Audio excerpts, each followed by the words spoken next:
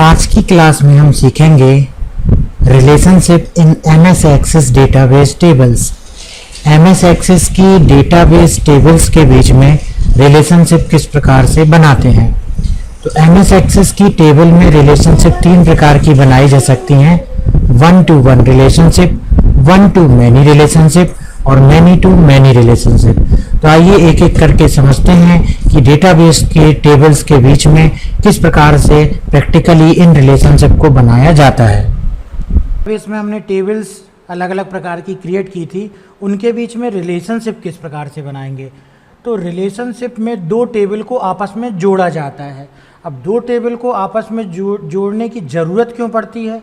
ज़रूरत इसलिए पड़ती है क्योंकि जैसे यदि हम कोई सॉफ्टवेयर की बात करते हैं, जैसे यदि हम एक स्कूल मैनेजमेंट सॉफ्टवेयर की बात करते हैं कि जिसमें स्कूल के छात्रों का सभी प्रकार का डेटा एंटर करके रखा जाता है, जैसे उसका नाम हो गया, उसका बुक्स से संबंधित उसकी इन्फॉर्मेशन होगी कि लाइब्रेरी से उसने कौन सी बुक्स इशू करवाई हैं, फीस से संबंधित जानकारी हो गई।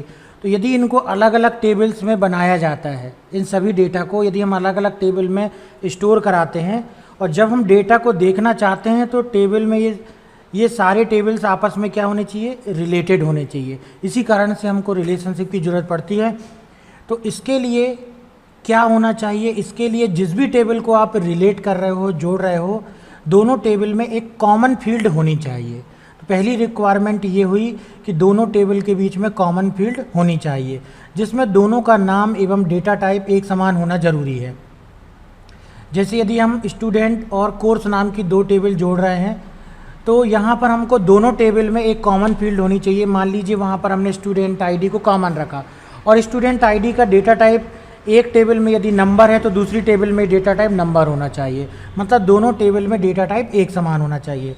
टेबल में रिलेशन बनाने के लिए बाद यूजर फॉर्म एवं रिपोर्ट को मल्टीपल टेबल का प्रयोग करके रिपोर्ट एवं फॉर्म को डिजाइन किया जा सकता है।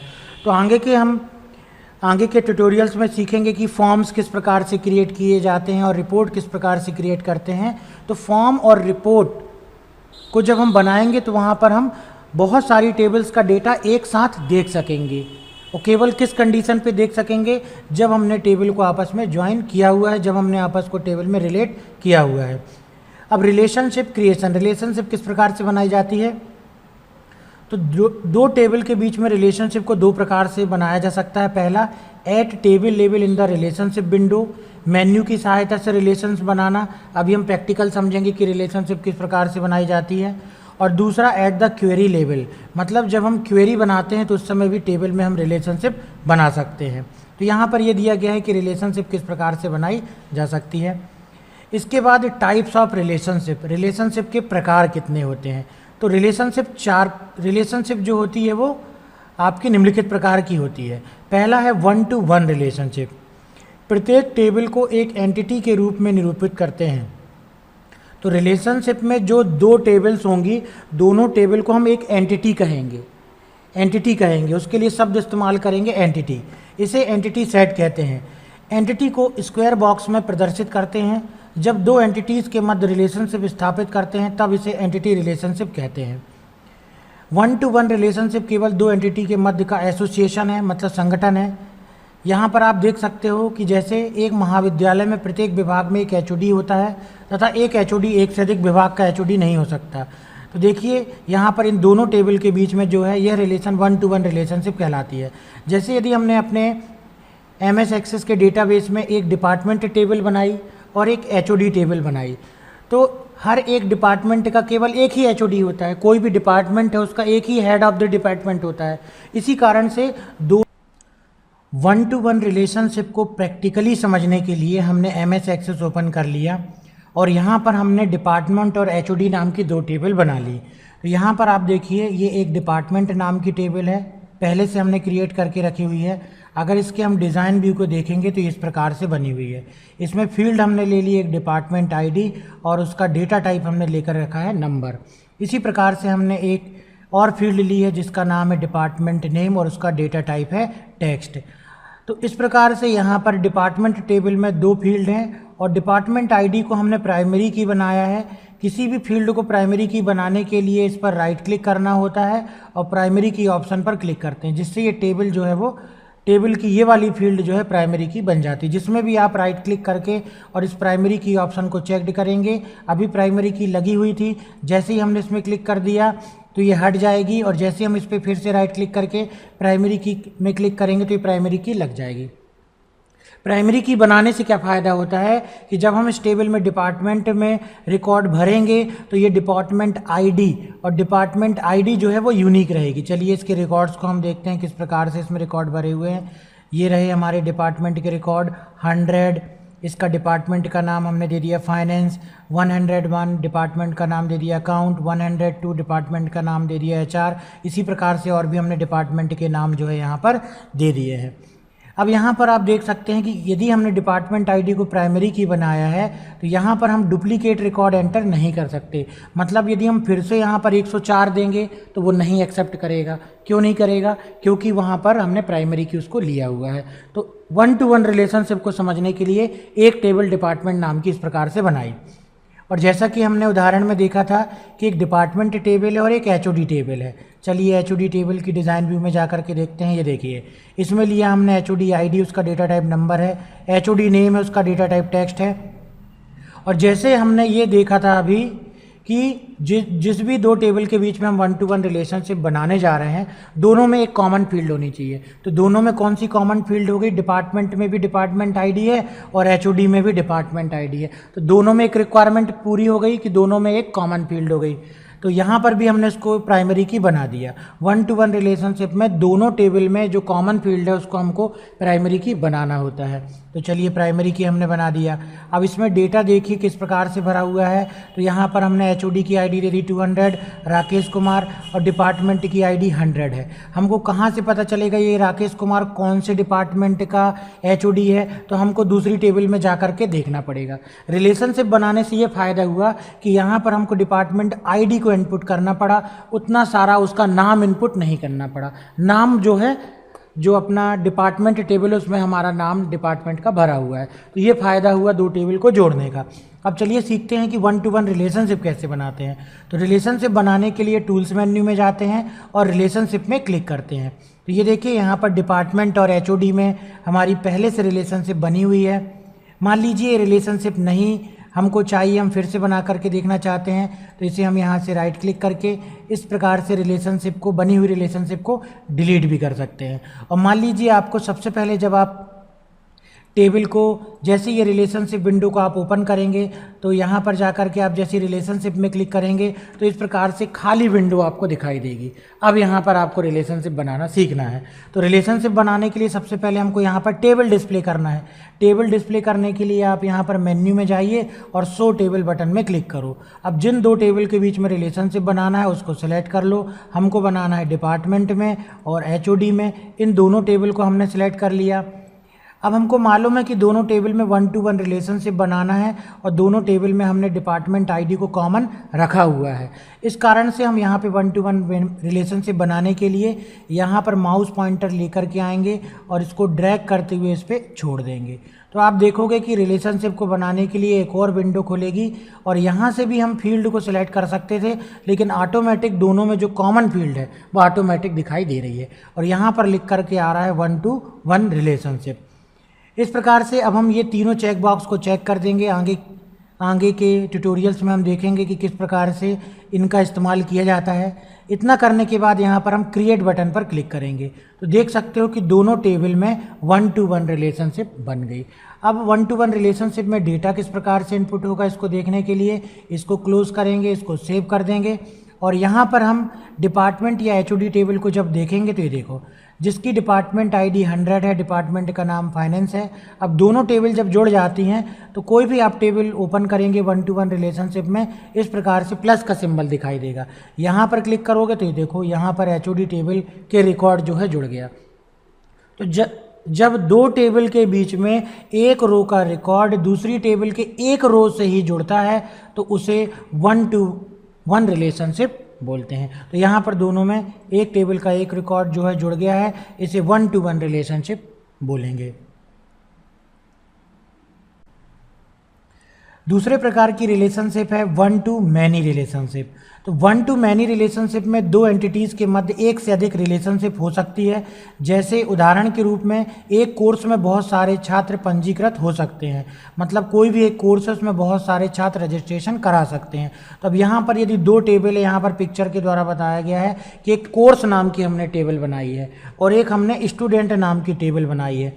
तो कोई भी एक कोर्स बहुत सारे स्टूडेंट कर सकते हैं। जैसे एक डीसीए है तो डीसीए कोर्स जो है बहुत सारे स्टूडेंट करते हैं, तो इस टेबल का एक रिकॉर्ड इस टेबल के बहुत सारे रिकॉर्ड से जुड़ा रहेगा। इसी कारण से इसको क्या बोलेंगे, इसी कारण से इसको वन टू मैनी रिलेशनशिप बोलेंगे।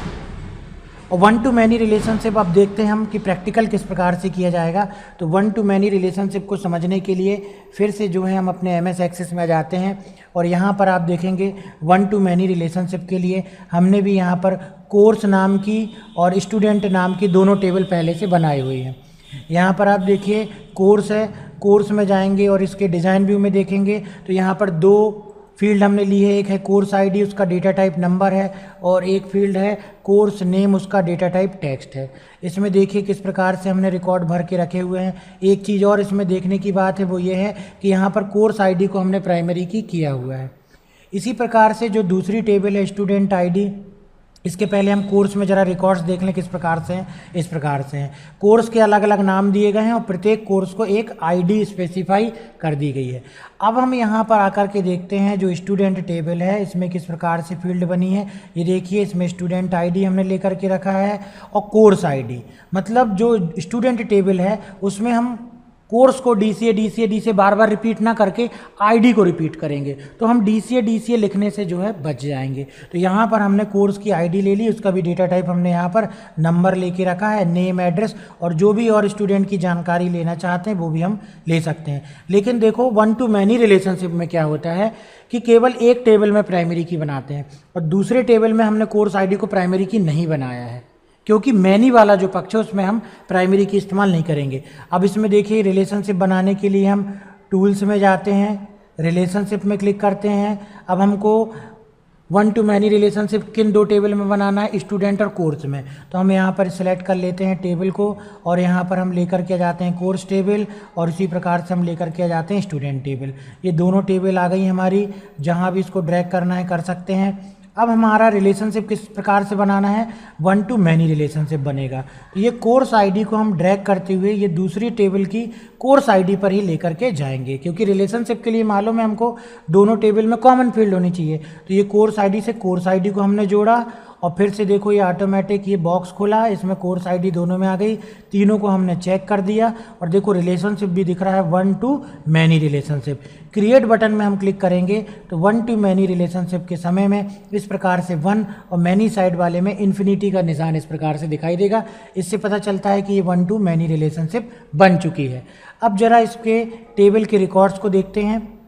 तो टेबल के रिकॉर्ड में अगर हम देखेंगे स्टूडेंट वाली टेबल में जाएंगे तो अब इसमें प्लस नहीं दिखेगा, प्लस हमेशा प्राइमरी की वाली टेबल में दिखता है। तो हमने कोर्स में कोर्स आईडी को प्राइमरी की बनाया था, इसमें देखेंगे ये देखिए जो डीसीए कोर्स है अगर इसमें हम क्लिक करेंगे तो डीसीए में अजय, विकास, आकाश ये 3 लोग रजिस्टर्ड हैं। तो इस टेबल का एक रिकॉर्ड दूसरे टेबल के मैनी रिकॉर्ड से जुड़ा हुआ है, इसलिए उसको बोलेंगे वन टू मैनी रिलेशनशिप। ये देखिए आप देख सकते हो ये दूसरी टेबल में भी और भी आप एंट्रीज कर सकते हो, इसी कारण से इस टेबल को बोलते हैं वन टू मैनी रिलेशनशिप। तो मैनी टू मैनी रिलेशनशिप को समझने के लिए हमने 2 टेबल बनाई हुई हैं, एक टेबल है कस्टमर और एक टेबल है आइटम नाम की।